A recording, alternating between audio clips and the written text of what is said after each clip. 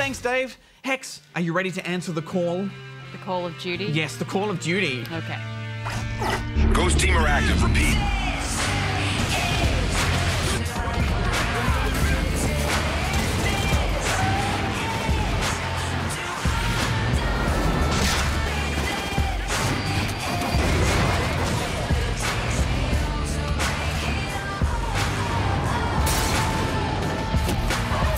Call of Duty Ghosts is the latest installment in this series, and it was developed by Infinity Ward, who made the Modern Warfare COD games. We fought hard.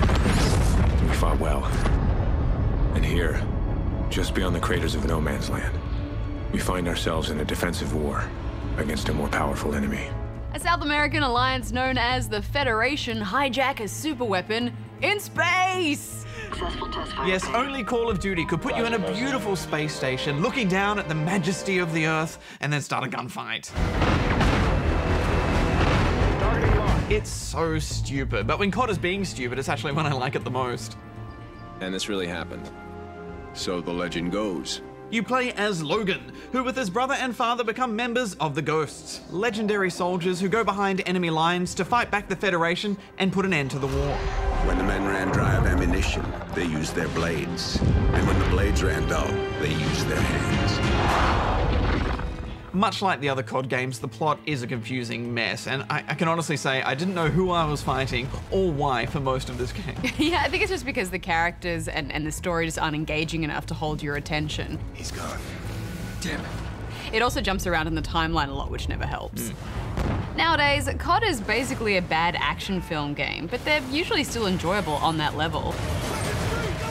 But I just couldn't get on board this time, Barjo. Yeah, me neither. Last week we spoke about the expectation of a single-player campaign with Battlefield 4, but I think with COD, you expect a decent campaign to pull you through a meaty chunk of action and fun, but I can honestly say, I don't think I had a single moment of fun with this campaign. The first half was just so tedious, full of brown and uninteresting locations that you mindlessly wander through, shooting and moving on. And unless you're playing on the hardest difficulty, the enemies feel like they're just in your way, like stuntmen tripping on banana peels. But then, if you get a little bit too close, they just turn into these killing machines, and it's instant death. Yeah, it's not until you go back in time a bit and you start moving through some more interesting set pieces that the pace returns to that COD we know. We gotta get off the street! Move! And pacing is what Infinity Ward are usually quite good at. The non-stop crazy action with slow motion breaches and things exploding at every turn, and thrilling stealth sections. There's enough variety in these sections that they rarely overstay their welcome. But, you know, it shouldn't take half the game for things to get going, especially when the game is only 5 hours long. Yeah, that second half really did feel like a completely different game.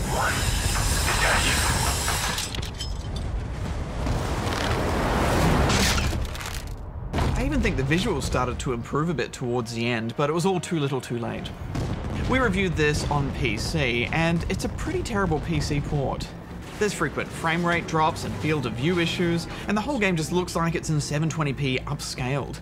I had to do heaps of tweaking just to stop the game stuttering. Early issues like that can be forgivable, but this was such a hassle to get right. Yeah, but I think to be fair, most people will play this game on console. But still, I shouldn't have to go read a tweak guide just to get this running on medium settings. This should be optimized, you know? This is COD. This is a big branded game that used to be so good on PC. I just think Infinity Ward are leaving us PC gamers behind a bit. Is that my violin? For your whiny PC red. No, I mean, I get where you're coming from. This is the end of a generation. You know, we should be seeing the best this series has to offer on all platforms. I mean, this is the biggest FPS brand out there. I do find myself comparing this constantly to Battlefield 4, which makes sense because they've come out in such close proximity to each other. But when you do that sound design, I felt like my sound card here was having a heart attack.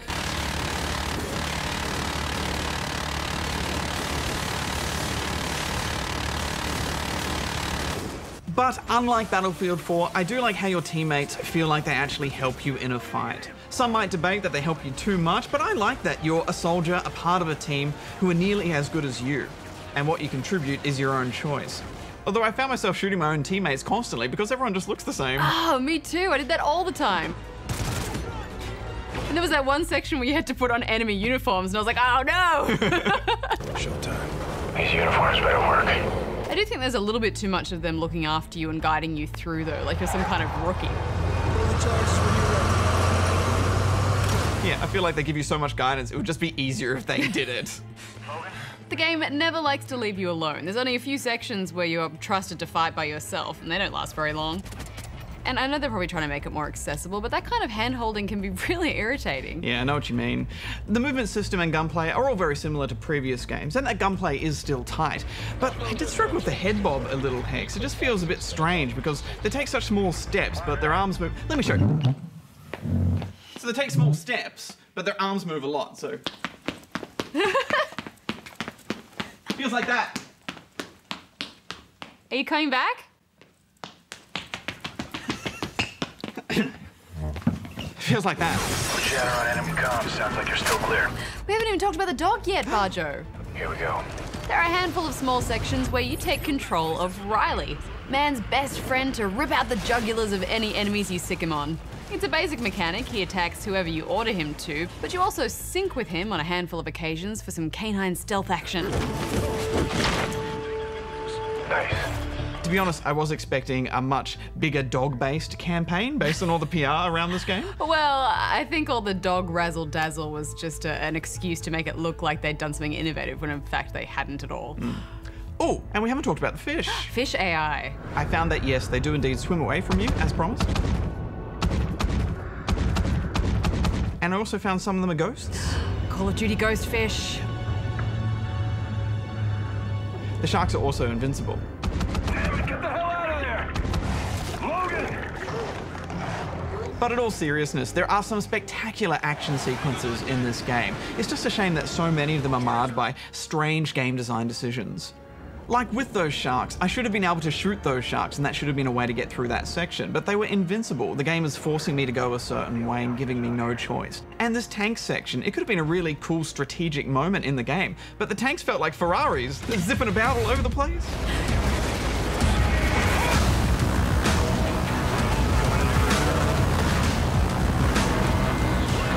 That's not how tanks work. No, or that chopper section where, you can't crash, so it's pretty much just on wide rails. I mean, this is the kind of thing you'd expect to see in earlier CODs, but now it just seems a bit lame. Yeah, it's good to have variety though. Variety is the spice of Call of Duty, but then so many sections feel like they're recycled. I'm just a little over this formula. It's just so rigid and strict, and you're pulled through like a dog being led with a bone. 2 more up ahead. Go under here, I'll flank around. Every time the game asked me to do something, I found myself rebelling against it.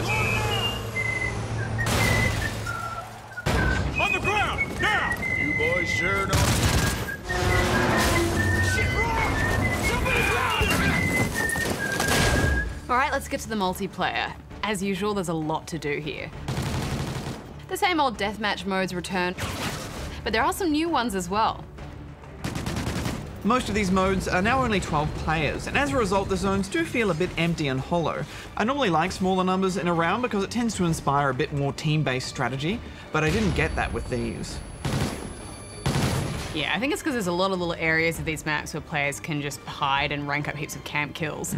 Yes, they do seem to reward the camper. I also felt the knife range was really wide. There was one map where there was just a guy knifing and I couldn't kill him once. One of the new additions to multiplayer is squads. Basically, you build up a squad and take it online against another squad leader. It's quite a fleshed out mode, and I liked it. The AI was also pretty solid. I do like the idea of having a squad with me and mucking around with all the loadouts. There's also Extinction, which is similar to Black Ops Zombies, but with aliens. It's pretty basic, but you can buy defenses to help you out as you progress through the map. I like that they're adding new online modes, but this isn't one that I'd come back to, I don't think. Yeah, we also struggled to get a game in some of the other modes like Blitz or Infected, and that might have just been bad luck, but it's also pretty telling that a launch week of a COD game on PC has such low populations. And also making the choice to go to matchmaking instead of servers on PC is a step backwards. It is! It's a step backwards. No, I mean, I think overall COD now is just feeling really tired. The map layouts and the design choices they've made just aren't as fun as the last few games. All in all, I just found this a really unsatisfying experience. Yeah, it's interesting because Infinity Ward used to be the masters of the COD franchise, but now I think Treyarch actually put a lot more effort and care into their Black Ops series. I'm wondering where this franchise will go from here, Hex. I don't know, it just feels like to me, and this is purely speculation, but it feels like they're not really marketing their games towards gamers. It's almost like this game has such mass market appeal that they've forgotten, you know, who the people are that they should be innovating for. I think back in the day you could say that COD is a hardcore FPS shooter, but nowadays it just feels more like an action popcorny thing to me. Well, it makes you wonder if this franchise will survive the generation jump, because, you know, a lot of people would say it's COD, of course it will, but not all franchises do, and we just got 5 hours of Logan Walker in space, and dogs and fish and all the other stuff they've been promoting. I mean... I think they need to reboot. They need to pull it apart and look at the essence of COD. What makes COD COD, which is the fast-paced, frantic online play and those action sequences that are really exciting to be in, because I don't want another game like this. I think you could even say they have a responsibility to innovate this franchise because of just how much money they make out of it. I think they absolutely do. Yeah, and I think back to Blops 2 and 1 and Modern Warfare 2 and the original, you know, one that really changed everything, COD 4, and I just loved those games so much, and I just did not enjoy any of this. So I'm giving it 5 out of 10 rubber chickens. I know that seems harsh, but it's how I feel, Hex. It was a pretty forgettable installment for me, so I'm giving it 5 as well. Clean and load. We need to be green in 30.